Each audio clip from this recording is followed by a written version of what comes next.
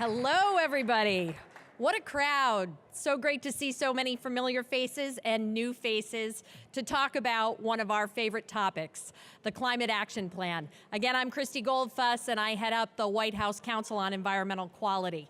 So what we're going to talk about a little today is all the work that the United States has been doing to prepare for this moment, and really the President's leadership. 2 years ago, a little more than 2 years ago, we launched the Climate Action Plan, which really has 3 legs to the stool. 1, carbon mitigation, and where our goals are in that space, and you're going to hear from Administrator McCarthy on that front and some details around that. Then we have all the international work we've been doing across the globe that's really culminating in this experience here and all the excitement that we're a part of now. And then third, resilience and adaptation. Of course, we would love to avoid all the impacts of climate change, but we know in the United States that we're feeling some of those impacts already. Extreme weather, drought in California, tornadoes, floods across the country are really making this whole experience real for the American people and making and helping them understand why we have to act now. So it's been an incredibly exciting time for all of us at the White House to work with an amazing team across the administration that has really embraced this challenge and is stepping up.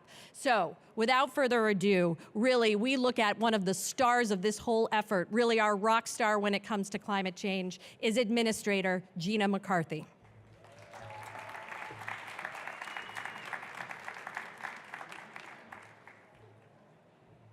Ooh, thank you, Christy. Talk about a rock star. Thank you so much. Let me just do a little bit of an introduction because you have a great panel to listen to who really has been on the forefront of so many efforts. But Christy mentioned just 2.5 years or so ago, President Obama outlined a climate action plan. And the exciting thing for EPA was that he identified climate change as not just EPA's problem. He talked about it not just an environmental problem, but he talked about it as an economic problem, bringing his full team of economists and the Secretary of the Treasury to go out and talk about climate change. He talked about it as a direct public health challenge. He talked about it with his Joint Chiefs of Staff as a national security problem.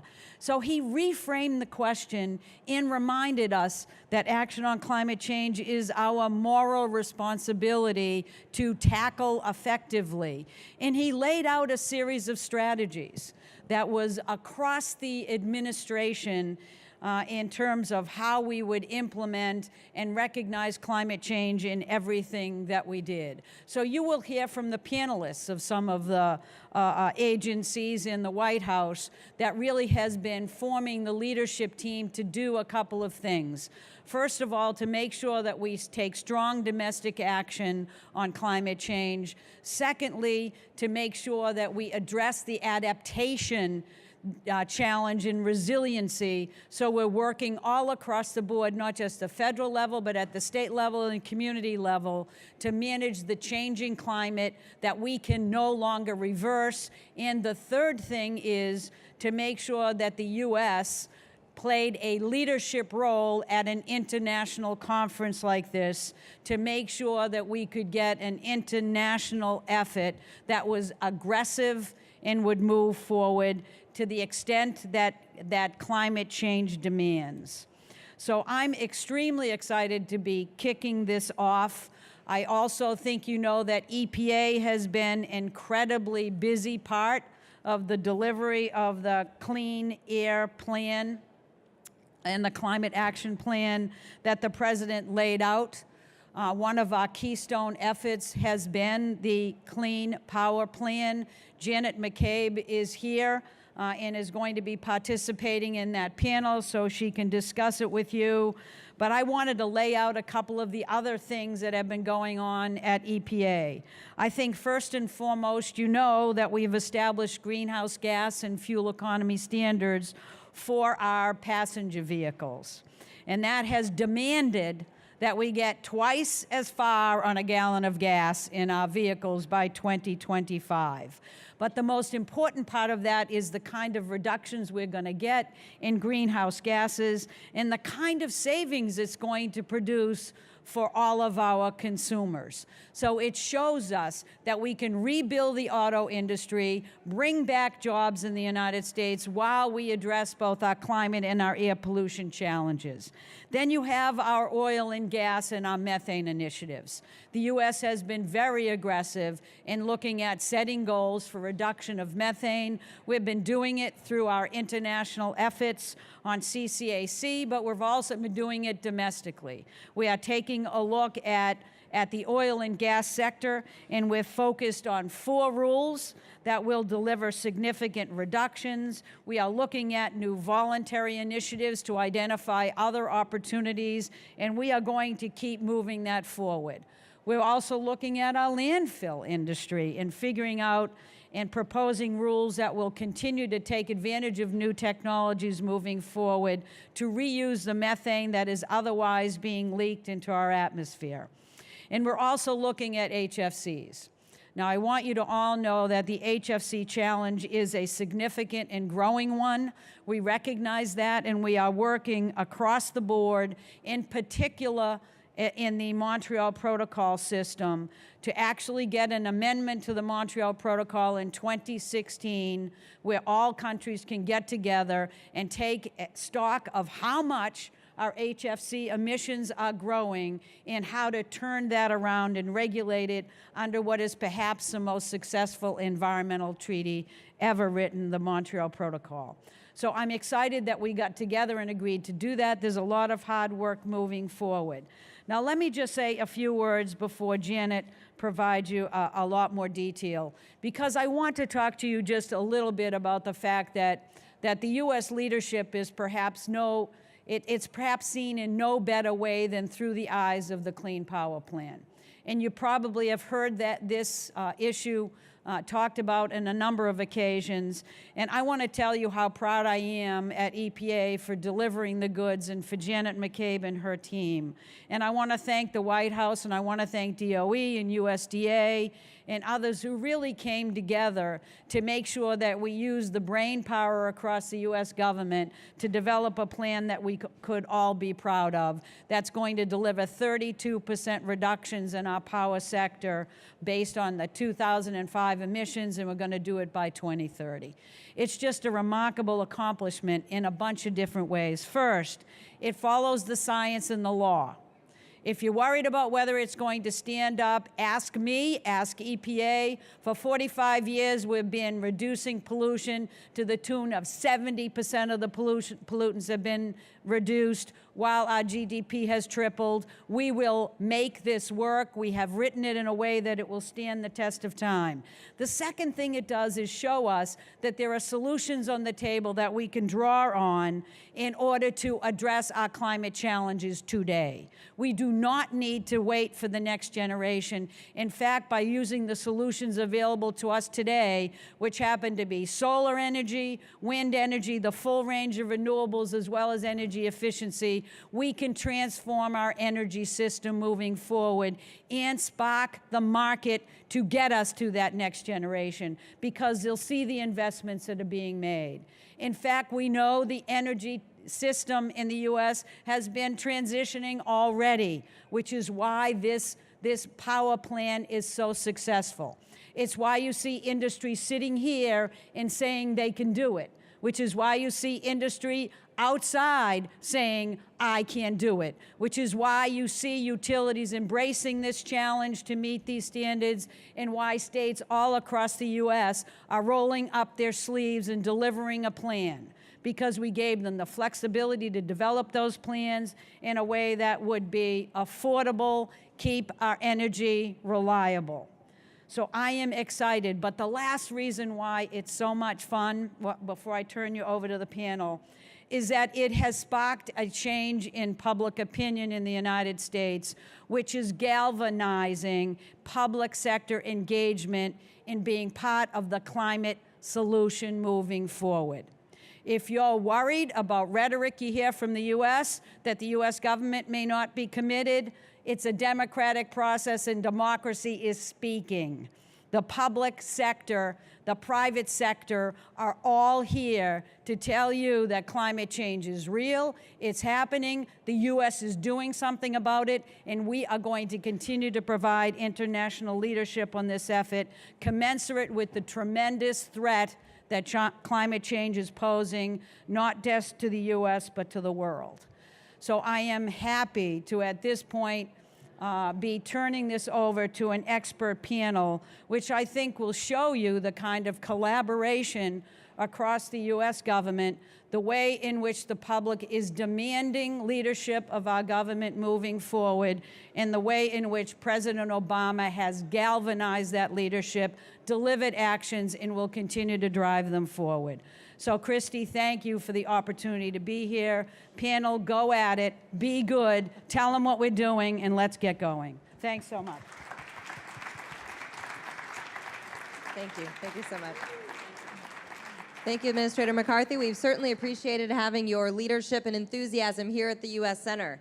Okay, now I'd like to invite our panel up, and let me also say Brian Deese, the Climate Change Senior Advisor for the President, was unable to make it, so he sends his regrets. But don't worry, as Administrator McCarthy said, we have a high-packed interagency panel to answer all of your tough questions. So let me invite up, as I say your name, Rick Duke, who is the Deputy Director for Climate Policy at the White House. And next to him will be Janet McCabe, who's already been introduced as the Assistant Administrator of the Office of Air at EPA.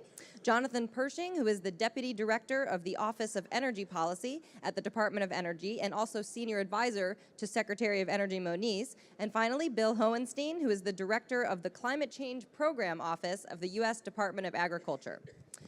As you all get seated, let me just start you out with kind of a framing question. So we've been talking about the President's Climate Action Plan, and Administrator McCarthy gave a sense of some of the work EPA is doing. Can you just give a little bit of a sense of what your office's or agency's role is in implementing the Climate Action Plan? Start with Rick.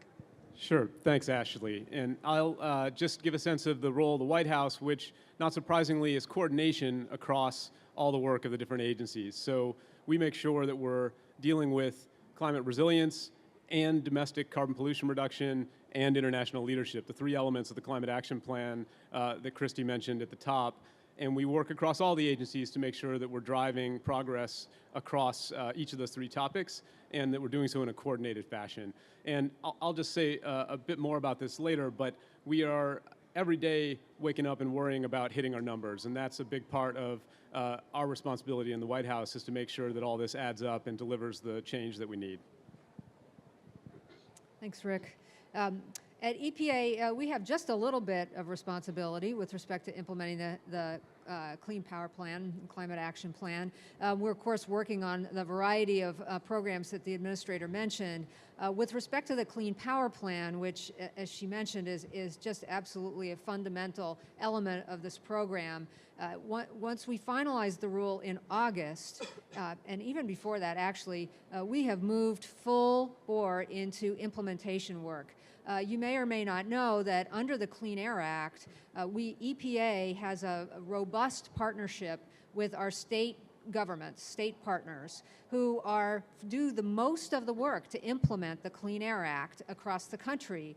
And the Clean Power Plan is no different.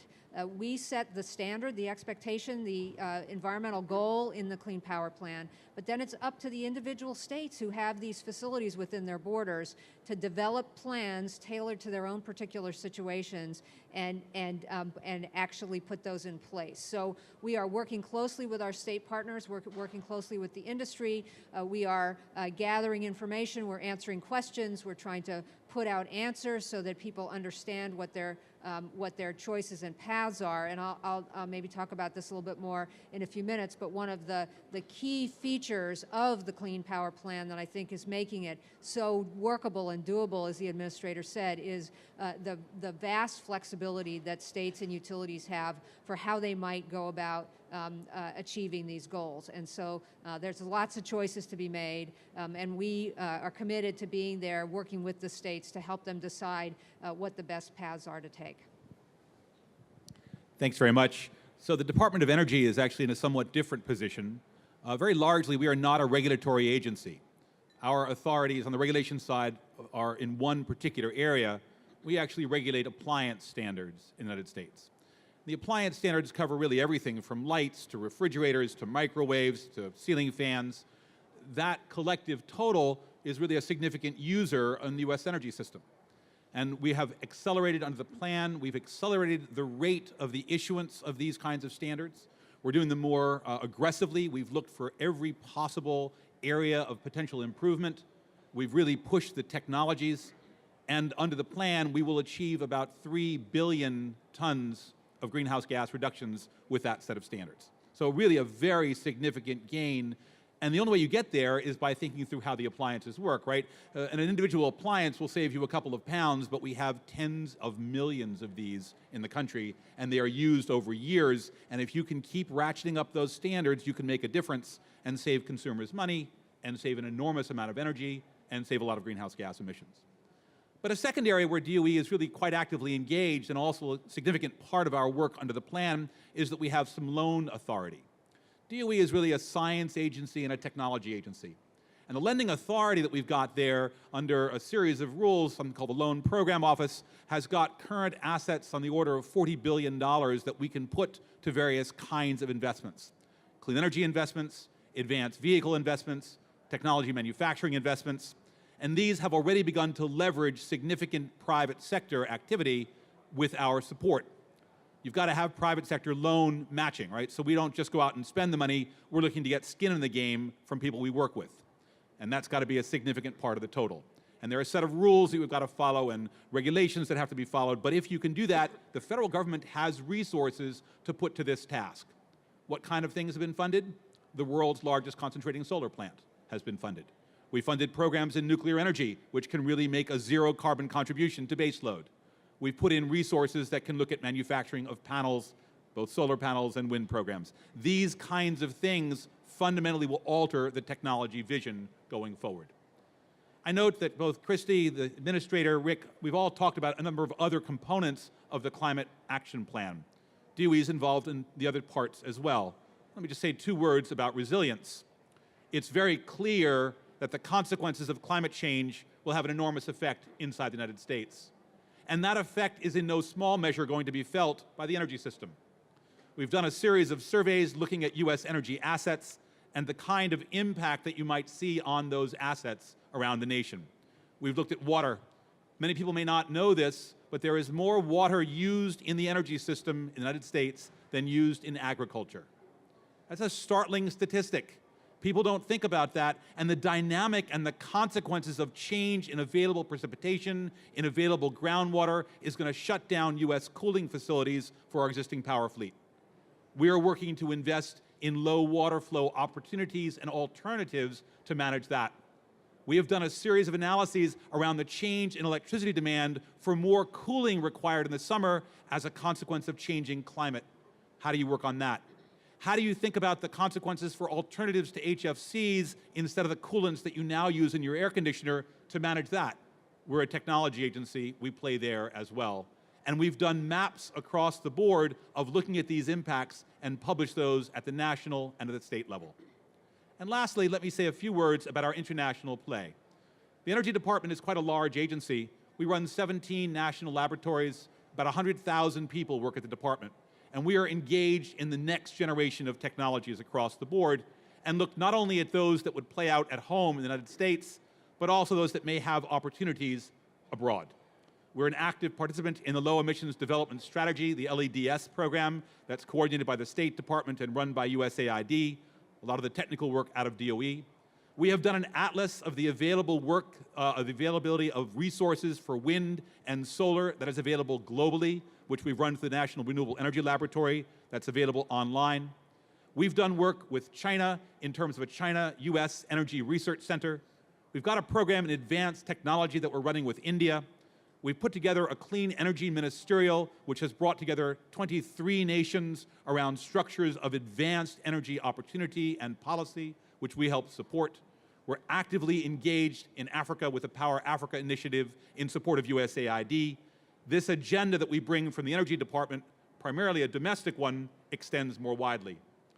And I want to conclude with one final thought for you. We are currently engaged in thinking about this next generation.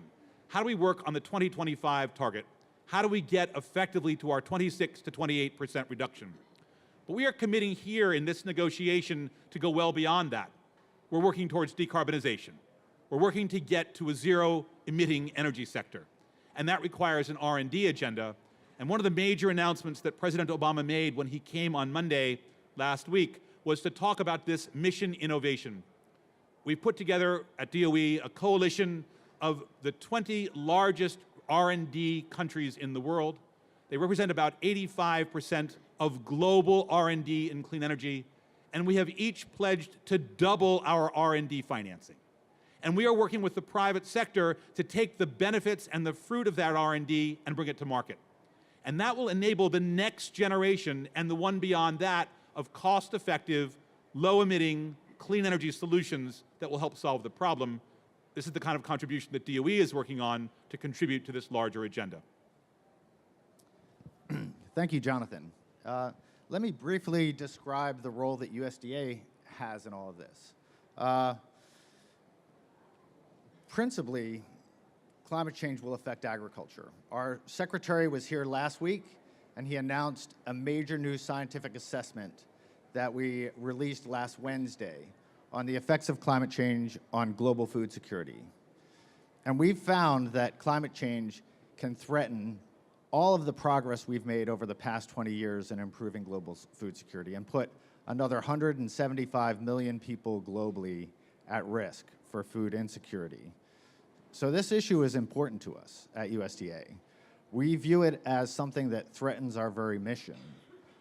We have a mission to support farmers and ranchers and rural landowners and rural communities. We also have an obligation to ensure food supply and to be stewards of resources, the land, the forest, the water that our society depends on.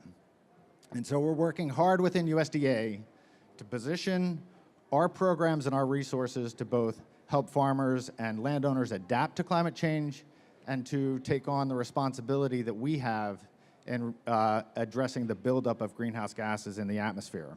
We have a very detailed climate change adaptation plan that addresses the impacts of climate change on things like pests and diseases and how that might affect agriculture, to our crop insurance program, to our conservation programs, and our forest systems. What I'd like to spend a little more time on today is our efforts to address greenhouse gas emissions. And Secretary Vilsack in April announced a series of 10 building blocks for climate-smart agriculture and forestry. And these building blocks combined the technologies and practices that we know are beneficial in addressing climate change with our programs and authorities we have to reach out to farmers and ranchers and rural landowners. So we can meet the needs of producers, we can continue to improve production, but we can do it in a way that builds resilience to climate change and lowers greenhouse gas emissions and builds carbon sequestration. So there are 10 of these building blocks. The first is soil health. Soil health is critical to agriculture. It also sequesters carbon. And so we have quantitative goals to double the rate of conservation tillage and no-till from 57 million acres to over 100 million acres over the next decade, to double the rate of winter cover crop adoption. We have plans and goals to reduce fertilizer N2O emissions by 10% over the next decade by improving the utilization of fertilizer, the timing, the form, and the application of fertilizer. We have an aggressive goal to more than double the number of anaerobic digesters that are used on farms, primarily dairy and hog operations. Currently, across the U.S., there are about 200 digesters that are installed. Our goal is to install an additional 500 over the next decade. We have ambitious goals to increase the rate of rotational grazing on pasture and grazing lands by another 4 million acres, and we plan to plant an additional 100,000 trees, urban trees per year. And finally, we have plans to integrate climate change and carbon sequestration into public and private forest land management. Now, these are big challenges and big goals. To accomplish this, we're sending detailed guidance to our programs at the field level. USDA has a tremendous capacity to reach landowners across the country. We have offices in 3,000 counties. We have state and district conservationists. We have technical service providers that can reach virtually every farmer and land manager across the country. So we're providing guidance to them. But that's not enough. Our managers understand the resources, but aren't necessarily experts on climate change. And so we have a detailed strategy to train our resource managers on what they need to know about the risks from climate change and the actions that can help both prevent negative impacts, build resilience, and address greenhouse gas emissions. We're working through our set of regional climate hubs to distribute information and to work with our field staff, our boots on the ground. And finally, it's not enough to just have goals. We need to have the metrics in place and the ability to assess progress. And so we're putting a great emphasis on improving our greenhouse gas inventory, improving the metrics so as we improve our performance, that is reflected in the numbers that we're providing here to improve transparency. Great, thank you. And let me just ask one more framing question because we have so much time for Q&A. A lot of the conversation on the margins of these negotiations have been about the tremendous number of national contributions, or INDCs, that countries have come forward with. The US was one of the first countries to come forward with our INDC back in March. Maybe for you, Rick, can you describe sort of the process that went into formulating that INDC? And for others, if you could maybe give us a sense of how you think your agency will help contribute to achieving that goal? Thanks, Ashley. Happy to do that. And let me actually step back and give a little sense of context. When we're here in Paris in a key conference of the parties, it's probably worth taking a minute to reflect on the whole arc of the effort to cut emissions across this administration. And back in 2009 in Copenhagen, the president put forward a goal to cut our emissions in the range of 17% below 2005 levels by 2020. And when you look at what was done in order to deliver against that, it was a fast start in the first term in order to make that happen. So there was a whole suite of things put in motion to cut energy waste through fuel economy standards for trucks and cars, for appliance standards, a lot of the things that we've heard about from this panel that really spans the agency work that converts these high-level targets that we set here into on-the-ground practical programs and policies that drive the reductions that we need. And so when we add all that up, when we look across what we've done on doubling renewable energy during the first term, consistent with the goal set early in the process, and we look at cutting the energy waste that we've been able to cut, we are now very clearly on a track to deliver those 17% reductions by 2020. Our emissions, in fact, are down from their peak in 2007. They're now down about 10% below 05 levels. And in just the last 11 months, the first 11 months of this year, our energy CO2 numbers are down 1.4% year to date. So lots of progress, lots happening through the good work of all the agencies that are driving the policies to make it possible. And when it comes to the 2025 target, to more squarely answer Ashley's question, there was an in-depth process across all the agencies here and other agencies as well to look across every sector, every greenhouse gas, and understand from the analyses that each agency could bring to the table what was the potential to cut our emissions in each of the sectors of the economy, across each of the greenhouse gases, and using the tools available to us through the Clean Air Act, through the Energy Policy Act that DOE operates under, through some of the budgets that USDA has available, and other agencies' tools across the board. We took a very comprehensive approach, spent the better part of a year running through the whole toolkit that is available to us across the agencies, and then tabbed that all together, and in fact, really announced that goal in the first instance last November jointly between President Xi and President Obama in the historic statement in which President Xi committed to peak emissions for the first time in China, and we put forward our goal to cut our emissions in 2025 by 26 to 28% below 05 levels. And just a word about what that represents. That 2025 goal represents roughly a doubling of the pace of reductions that we will be achieving when you compare the pace from 05 to 2020 and the pace from 2020 to 2025. We're moving at an accelerating pace in that 5-year period from 2020 to 2025. And so as a consequence, we're really looking for every angle that we can to lay the foundation for success in driving down those emissions, and we're very pleased with the progress that we're seeing already. Just to give you one example of kind of the aggregate progress that we're seeing, our economy has grown by some 14% since 2005 in real terms, and our overall energy consumption across the whole economy is down. That's a remarkable statistic. We have succeeded in driving down energy waste across all the major sectors of the economy, and that saves consumers billions, it improves our energy productivity, it improves our economic growth, and gives us the wherewithal to clean up our electricity supply and our energy supply and make sure that we're hitting our overall carbon reduction numbers across the board. And as Janet has already noted and Administrator McCarthy referenced as well, it's important to just close with the fact that we are not just looking at the energy sector. We are very much tackling methane and HFCs, both domestically and globally, and through the good work of USDA, we're tackling N2O and every angle that we can find in order to deliver against these numbers, which really do form a lodestar for the administration's efforts on climate change. Well, that's a great overview, and Rick is definitely the guy who knows these numbers. We're lucky to have him coordinating all this. So the various programs at EPA clearly are delivering huge reductions that are contributing to the United States' progress now and into the future. And I just wanted to note a couple of things about them. The Clean Power Plan, of course, 32% lower CO2 in 2030 compared to 2005 levels. But that's just what the regulation says.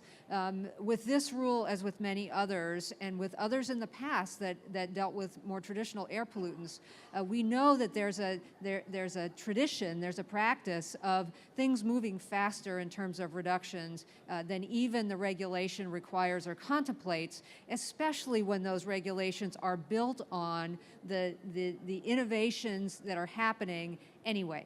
Which is how so many of the rules under the Clean Air Act are required to be developed. You look across the range of what industry is doing and you find those people who are doing the best, who are producing those goods and services with the least amount of air pollution, and you make everybody get up to that level. And then you go back and you look at it again and you make everybody get up to that next level. And so even though we have huge numbers associated with our rules, we're absolutely convinced that it's going to move faster than that. The proposed next phase of heavy-duty vehicles, this is everything from tractor trailers on the highway down to pickup trucks and vans and every kind of truck and big vehicle that you can think of in between, cement mixers and trash trucks and school buses and utility bucket trucks and postal vans, and you name it. There's huge opportunity there, and under our mobile source programs, we do have the authority and indeed the responsibility to push technology, to push innovation, and those are programs that keep giving over time as the fleet turns over and gets cleaner and cleaner. These truck engines last a long time, so it's important to get these new technologies into the system as quickly as possible, and then over time, those reductions will really, really roll in. Rick mentioned our work on methane and our work on HFCs. These are very, very important because of the potency of these chemicals. And as he said, that involves both domestic work and international work. But these are key, these will deliver key pieces towards that goal of 26 to 28%. And I don't want to leave out voluntary programs and our work on voluntary programs, both domestically and internationally. How do you think we get those industry leaders, those technology developers? A lot of the times it comes through our voluntary programs where we bring people together, we work with DOE, we work with USDA, with other agencies across the government with research dollars and technology development programs and pilot programs and partnerships, public-private partnerships. And we can help by providing recognition for those companies that are going above and beyond, helping them benchmark their own performance compared to others in their industry, and providing guidances and tips and tricks and everything you can think of to get them to move forward.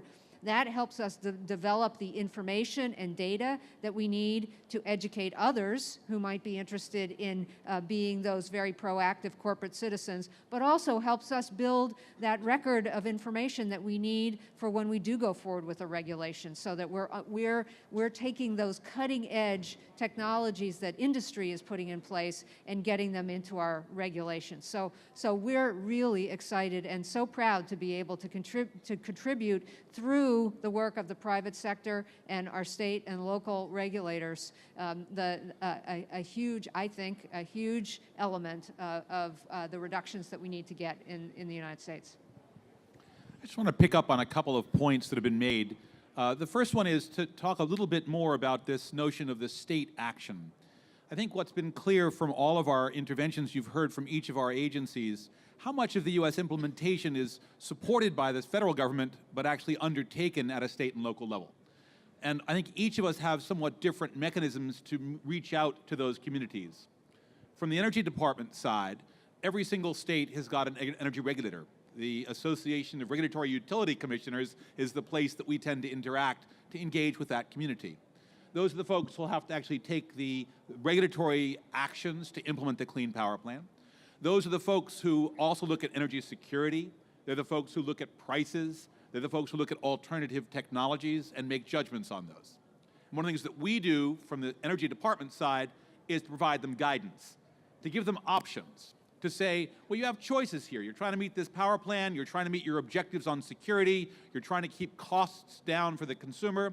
Here is an optimized pathway that you might think about, and here are the consequences of different elements of those choices. A lot of this is about information. A lot of these folks don't have a lot of data. They don't have a lot of internal capacity. States that might only have a handful of people working on a particular problem. Part of what we can bring from the federal government is detailed insight, modeling tools, information about good practice in other places that can help on the implementation side. And we can do it across the board for all the countries, for all the states in the country.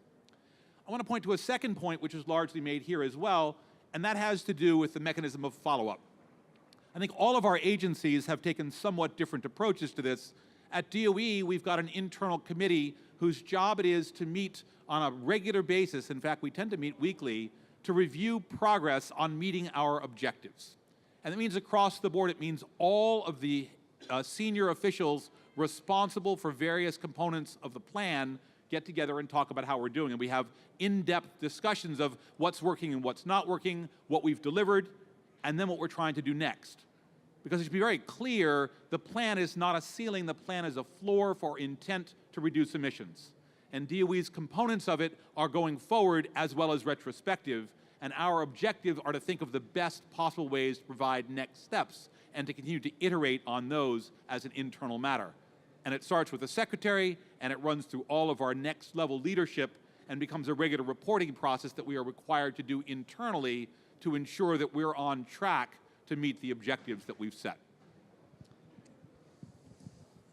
Thanks again, Jonathan. Let me talk a little bit about the numbers, at least the numbers as they relate to USDA. Agriculture is responsible for about 9% of U.S. greenhouse gas emissions, and that's up from about 6 or 7% at the beginning of the 2000s decade.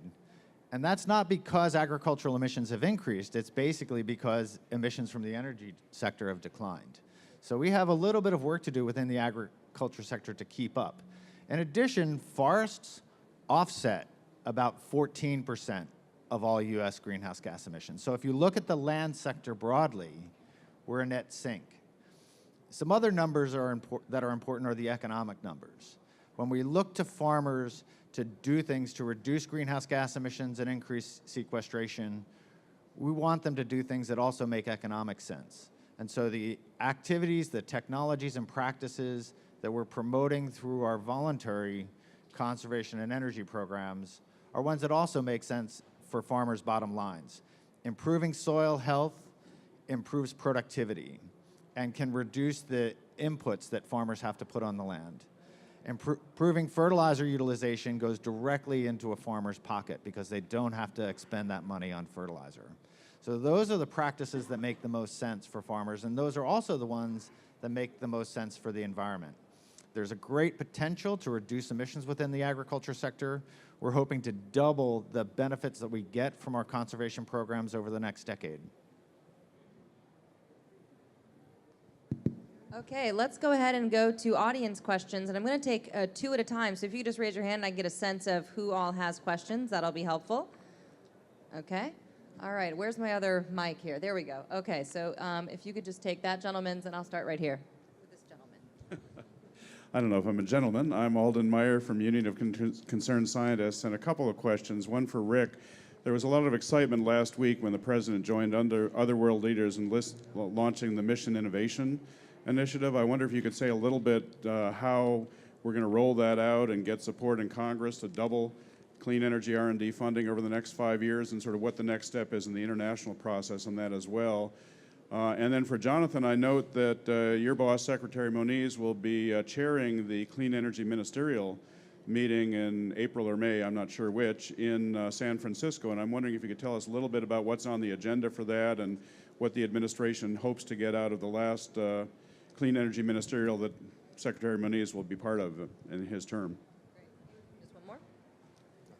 Ben Jervey with Good Magazine. I want to expand a bit on the methane question.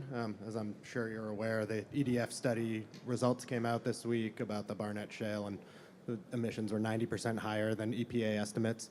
I'm just trying to get a better understanding of how the accounting works for that, both in terms of meeting the climate action plan goals and in terms of what we report here to within the international community.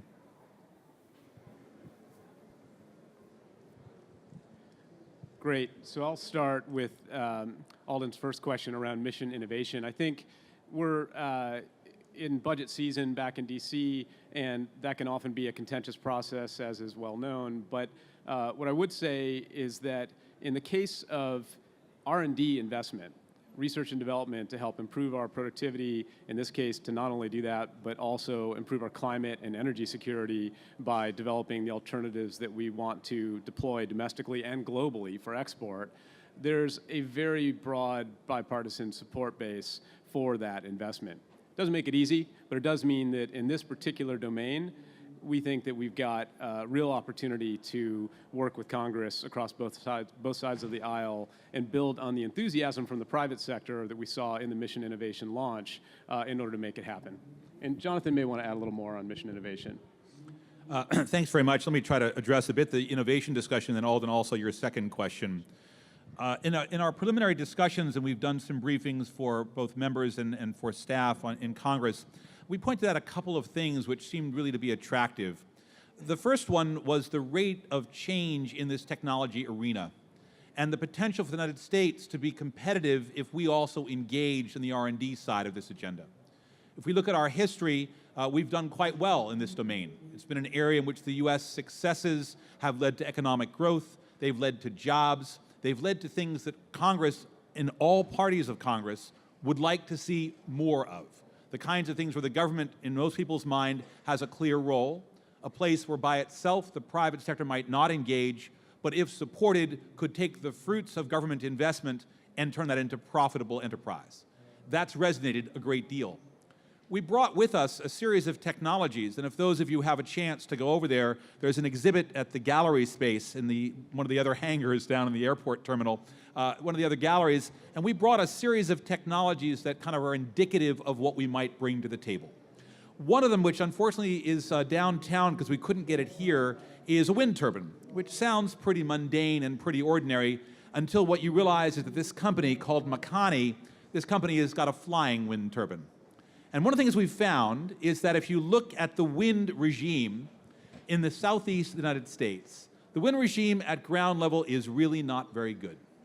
But if you can get up to about 100 meters, it's pretty decent. And if you can get up to 1,000 meters, it's great. So here's a place in the southeast which appears not to have a lot of capacity, but if you can get a little higher altitude, you can get consistent, high-value wind. There's a model of that wind turbine that's sitting at the U.S. Ambassador's residence that this new company brought here to show off as to what might be possible in the R&D agenda. Members of the Senate who came last week got a chance to see it. I think it really sends the signal of what new technology might bring we're pretty optimistic we can move it forward. On the clean energy ministerial side, this is another initiative that's been out there for a little while under this administration. The idea was to get countries that are really investing in clean energy, largely the G20 countries, together to think through what could we deliver in the energy side. How could we collaborate across a variety of initiatives to really change the energy structure? We've divided the group, and it's a function really of a bottom-up kind of an exercise, things that countries were excited about working on. They formed small subgroups, and each of them took on various kinds of activities. So, for example, one of the things that's being highlighted at this session and this year is something called the Clean Energy Solutions Center. A group of countries, as part of the ministerial, got together and said, if you, the rest of the world, have policy questions, we will make experts from our countries available to answer those policy questions. What's come in? Well, a request came in, for example, from the government of India, a policymaker there very interested in how to set standards for ceiling fans. Remember that standard thing that I mentioned a moment ago as a DOE effort? Those ceiling fans in India are an integral part of the effort to keep the place manageable during the worst of the summer heat. They put that into place, drawing on a variety of expertise from a number of countries made available at no cost to help in the policy design. We made a major announcement here at this meeting on the Global Lighting Challenge. We're seeing LED lamps that get you 1/10 of the energy required from the old compact fluorescent, which itself was 1/10 of the energy requirement from an incandescent bulb. That's now got a major announcement. India, China, the United States, moving forward with billions of these lamps. That's being driven by the Clean Energy Ministerial. At this meeting, we'll end up focusing on some new ideas. We've brought to the issue energy and water. How do you think about reducing that consumption? We've brought to the table questions around CCS. We've brought to the table questions around how you can manage a more rapid investment in clean power. And I would note, we're hosting this meeting in California. Governor Brown and Secretary Moniz made this announcement earlier at this podium here. We hope to have a lot of participation from the private sector. California, as many of you know, a real example of energy innovation.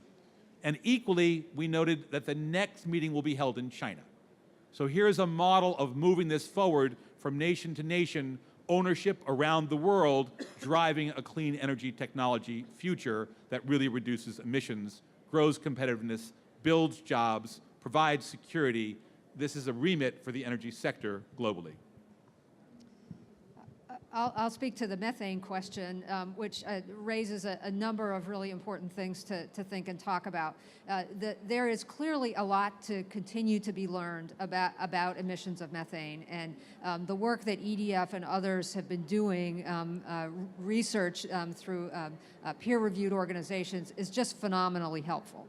And it complements and supplements the work that EPA has already been doing now for a number of years to collect information in the way we know how to do it, which is through data collection and reporting requirements, and increasingly making those programs more robust, covering more industrial activities as we learn more. And in fact, we have pretty much a continual series of amendments to our greenhouse gas reporting program. And I really can't emphasize enough how critical that reporting requirement has been to EPA's efforts on so many air pollution control rules, including for the climate pollutants. The administrator and I have been talking at this conference a lot about how sometimes it is the most boring things that are the most important. Who gets excited about inventories? Raise your hand. Yeah, so this is a kind of this is a nerdy, biased crowd. They like inventories, but most people do not get excited about inventories. They take a long time to develop. They take sophisticated computer knowledge and systems, and they're laborious, and they take chasing after companies. So that's a little bit of you just sent me off in a direction that gets me all excited. So that work will continue, but I want to emphasize that even as we're getting a better and better understanding of the quantity of emissions that come from these activities, that is not stopping us from moving forward with technology-based regulations and voluntary programs that encourage the implementation of currently available technologies that are extremely effective. And whether the emissions are 100 tons or 1,000 tons, if you have technology that you can put on there that can get 80, 90, 95% control, you're controlling 80, 90, 95% of those emissions with the best technology that's out there. And that's what our rules are doing. We took an initial step in 2011 with a first set of rules on the oil and gas activities. We now, as the administrator said, have another cohort of regulations going forward. We have our methane challenge, so we will keep moving on the control side, even as we're getting smarter and smarter about the amount of the emissions. Great. Okay, 2 more questions. All right. I see one right there, that gentleman there. Okay, and I'll take one here. Introduce yourself, please. Oh, go ahead. Hi, I'm Noah Deitch with the Center for Carbon Removal. I was wondering if you could talk a little bit about your sequestration plans outside of the agriculture sector going forward, both terrestrial and geologic. Myron Ebel, Competitive Enterprise Institute. Administrator McCarthy made a point a couple of days ago of saying that she was very respectful of Congress, but everything you've said and everything I've heard from your official announcements is that you think that you can do all this without Congress. And I wonder, I would point out that there is no money in the fiscal year 2016 State Department Appropriations bill for the Green Climate Fund. Congress has voted to block through resolutions both the new power plant rule and the existing power plant rule, and there are riders in the Interior EPA Appropriations bill, as it came out of both Senate and House committees, blocking those 2 power plant rules. So I'm wondering how far you think you can get this process along with significant opposition in Congress. Okay, and we'll just take just one more question. Sure. Hi, Ann Hunter-Pirtle with the U.S. Center. I'm wondering if you can speak a little bit about the process that you went through under the Clean Power, to set up the Clean Power Plan, rather. The administrator spoke to that a little bit earlier, but wondering if you can talk through that in a little bit more detail about the kinds of engagement that went into that process. Thanks so much.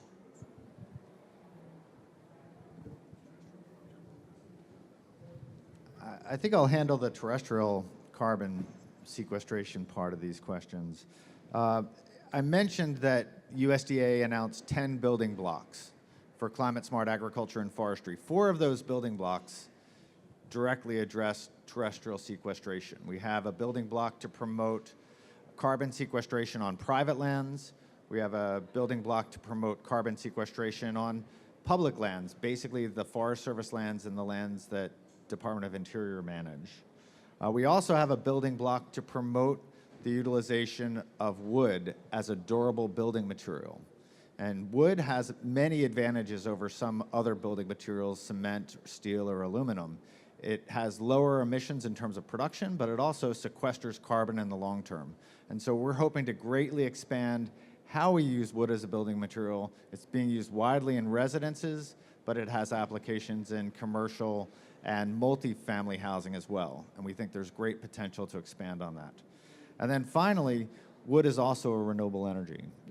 Part of our building blocks are to promote renewable energy by building strong markets for wood. We can actually increase the value of wood, increase land that's retained in forest, and increase investment in forest. And we've seen this through in the Southeast. We've seen it in markets across the country.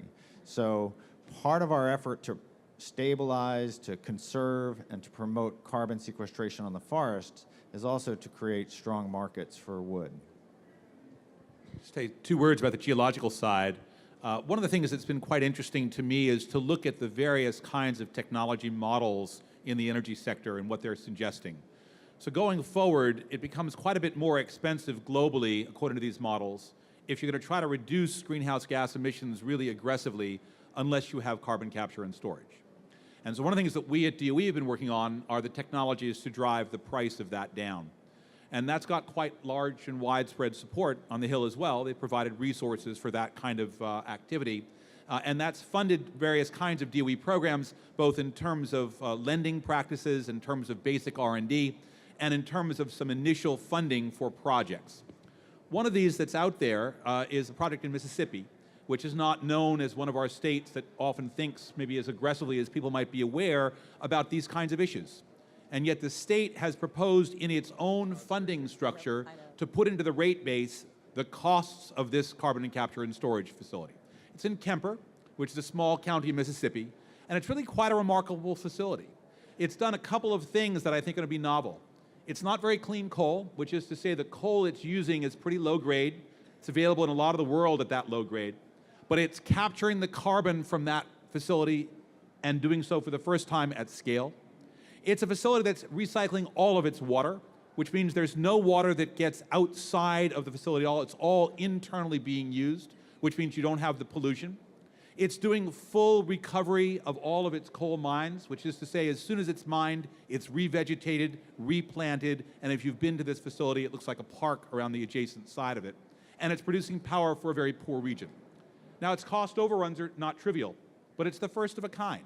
If we're going to develop this and make this work in China and in India and in South Africa and in Indonesia and in the United States, we're going to have to do many of these. I think that's the next kind of investment. The world potential is certainly there, but the investment is going to be required, and DOE is making that kind of an effort to try to advance this technology with a fair amount of support legislatively and politically. And I'll close with the question about the politics of climate change in the United States and how that relates to executive branch, congressional branch, and the like. I think there's no question that the United States is a robust democracy, and as such, there are lots of opportunities for debating and litigating and otherwise challenging any kind of important policymaking. And that's exactly as it should be. But I think it's equally clear that the very tools that are being used in order to drive down reductions consistent with ever more supportive public opinion for acting on climate were in most cases passed in a bipartisan context, like the Clean Air Act back under President Nixon, and they are proven tools that have been used over and over again, as Administrator McCarthy indicated, to drive down emissions of important pollutants like sulfur dioxide in order to deal with acid rain, ozone-depleting substances in order to deal with the ozone hole. These are two huge problems that we used to hear a lot about, but which now have been largely addressed through these kinds of tools and with bipartisan legislation behind them, and ultimately with bipartisan American support from the broader public behind them. And so that's not to say that any of these questions are simple or easy or straightforward. It is inevitably a raucous democracy, and we have to work in that context. That's our charge. But I want to just emphasize that what we've seen, and the administrator touched on this earlier, and I think it's incredibly important, what we've seen is that in recent years, poll after poll after poll is showing that broader swaths of America, both the private sector and everyday citizens, want to see us deal with this challenge. And it is really no overstatement to say that the world, all around us here this week, is clear about the imperative to act on climate change. And increasingly, every American is aware of the need to act on climate change. And so we think we've got the wind at our back and proven tools at our disposal to get the job done. And I'll address the question about process related to the Clean Power Plan. So we've been working on this rule for a number of years, and at least a year before we even put our pen to the paper to start working on a proposal, we were having meetings across the country, listening sessions, bringing people in. We have had literally hundreds of meetings with stakeholders all across the country before we finalized that rule. It's been really, really exciting because the power sector and how you get your energy is something that affects everybody, and everybody is interested in, and everybody has ideas about how to do it in a cleaner way. And so we have been able to engage a very, very broad cross-sector of the American society and industry, because every company uses energy and they don't want their bills to go up, and many of them are adopting corporate principles that are driving them towards wanting cleaner energy to come into their plants. So it's been a real opportunity community. We got 4.3 million comments on the draft Clean Power Plan.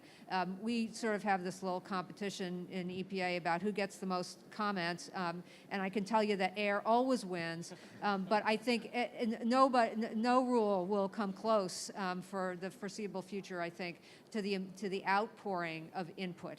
Many of those comments were simple messages to the agency on one side or the other, but many more, thousands, were very thoughtful, specific, many pages of analysis, data, legal argument, policy direction, all kinds of things that were immensely helpful to us in building the Clean Power Plan. And I think one of the reasons that the administrator was able to stand up here and talk about the utilities who have been here at this conference and the utilities back home who are saying, yes, we can do this, this is workable, this fits with the way our industry is going and needs to go, is because we listened very hard to all of that input. And while we weren't able to accommodate everything, we were able to address so many of the issues that people brought to us to make this a very, very workable and yet ambitious and important and appropriate program.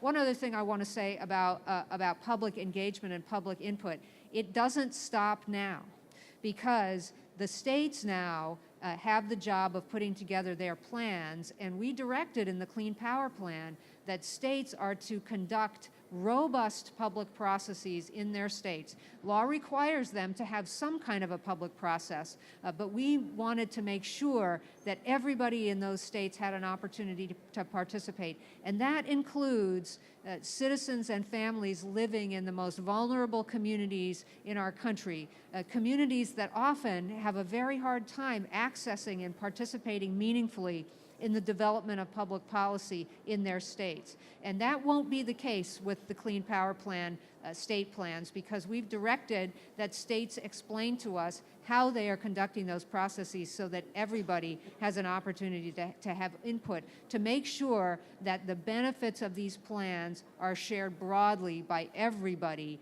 across the country, whether you are a business paying a bill or whether you are a family paying your electric bill every month. And one of the coolest things about the Clean Power Plan is that because energy efficiency is going to feature so largely, we think, we're convinced, in people's plans, we're actually going to see electric bills go down by $85 a month, or a year, I'm sorry, $85 a year once the plan is fully in place. Kind of amazing to think that we could do all this and do it in a way that saves people money, but it's the combination of all the programs that the Department of Energy is working on so that everybody's ceiling fans are not using as much energy, and everything adds up to a more sensible use of those resources and less cost for people. Okay, let's give a round of applause to our presenters for answering your tough questions.